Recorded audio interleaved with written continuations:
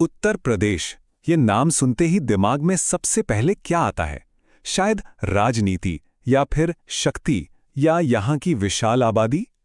आज हम इन सब से आगे बढ़कर इस राज्य के कुछ ऐसे रहस्यों को जानेंगे जो हमारी सोच से कहीं ज्यादा गहरे और दिलचस्प हैं। हाँ, ज्यादातर लोगों के लिए उत्तर प्रदेश की कहानी इन्हीं 3 शब्दों के इर्द गिर्द घूमती है: पॉलिटिक्स, पावर और पॉपुलेशन। पर क्या यही पूरी तस्वीर है? क्या सच में इस विशाल प्रदेश की कहानी बस इतनी ही है, या फिर सतह के नीचे कुछ ऐसे राज दबे हुए हैं जो हमारी कल्पना से भी परे हैं? जरा सोचिए, शार्प शूटिंग करने वाली दादियां, एक ऐसी खोज जो पूरा इतिहास ही पलट दे, एक रहस्यमयी जंगल और एक ऐसी आग जो हजारों सालों से जल रही है। चलिए उत्तर प्रदेश की इन पहेलियों की दुनिया में उतरते हैं। तो चलिए सबसे पहले बात करते हैं कुछ अनोखे लोगों और असाधारण जगहों की। यहां हम ऐसे समुदायों से मिलेंगे जो हर उम्मीद से परे हैं। बागपत जिले का एक गांव है जोहरी। हम सोचते हैं कि गांव की बुजुर्ग महिलाएं कैसी होंगी, लेकिन यहाँ की असलियत बिल्कुल अलग है। ये गांव शूटर दादी चंद्रो तोमर जैसी कई माहिर निशानेबाजों का घर है। इसे अब शूटरों की फैक्ट्री कहा जाने लगा है।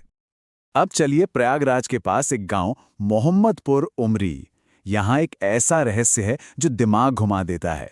900 से भी कम लोगों की आबादी वाले इस गांव में 33 से ज्यादा जुड़वां बच्चों के जोड़े हैं।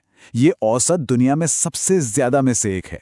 साइंटिस्ट ने मिट्टी, पानी, डीएनए सब कुछ जांच लिया, पर यह पहेली आज भी अनसुलझी है। अब बात करते हैं जौनपुर के सोंगर गांव की। यहाँ के बच्चे खिलौनों से कम जहरीले सांपों से ज्यादा खेलते हैं, और इसके पीछे एक लोकल कहानी है। कहते हैं एक सूफी संत ने सांपों को श्राप दिया था कि वे इस गांव में कभी किसी को नुकसान नहीं पहुंचाएंगे।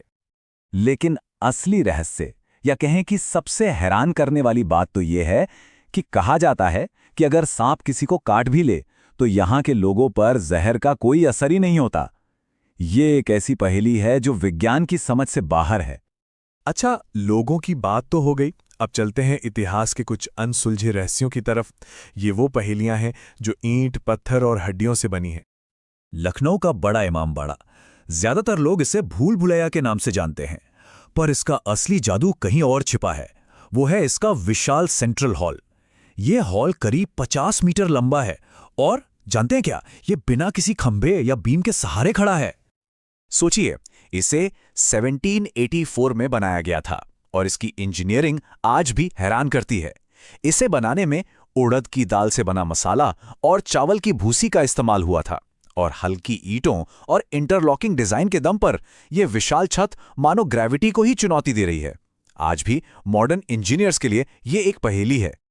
अब एक ऐसी खोज की बात करते हैं जो शायद हमारे इतिहास की किताबों को ही बदल दे। सिनौली।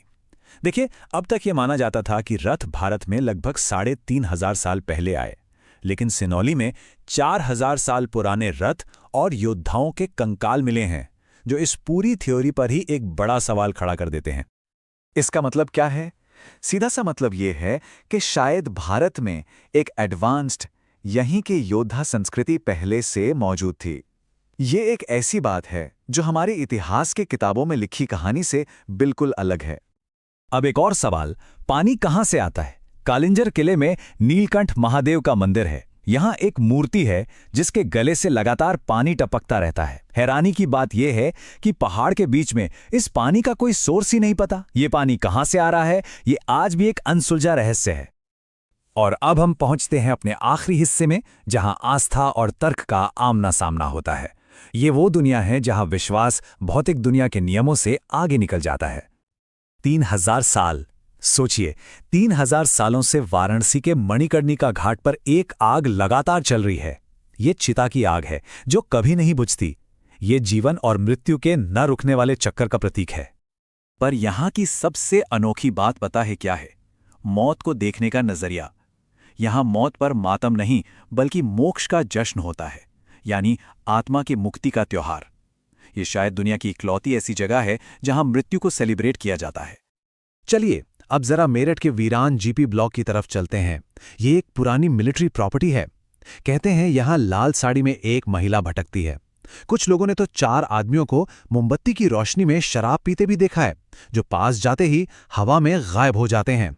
इन्हीं दावों की वजह से अब यहां जाना मना है। अब वृंदावन के निधि वन में चलते हैं। ये कोई आम जंगल नहीं है। यहाँ के पेड़ ऊपर नहीं बल्कि नीचे की तरफ जमीन की ओर झुककर और एक दूसरे से लिपट कर बढ़ते हैं। इनकी बनावट ही अपने आप में एक रहस्य है। लेकिन असली कहानी तो सूरज ढलने के बाद शुरू होती है। मान्यता यह है कि रात में ये पेड़ गोपियां बन जाते हैं और भगवान कृष्ण के साथ रासलीला करते हैं। और सूरज ढलते ही पुजारी, जानवर, यहां तक कि पक्षी भी सब इस जगह को खाली कर देते हैं। और यहाँ एक बहुत ही सख्त चेतावनी है। कहा जाता है कि जिसने भी रात में छिपकर इस रासलीला को देखने की कोशिश की, वो या तो अंधा हो गया या फिर अपना दिमागी संतुलन खो बैठा।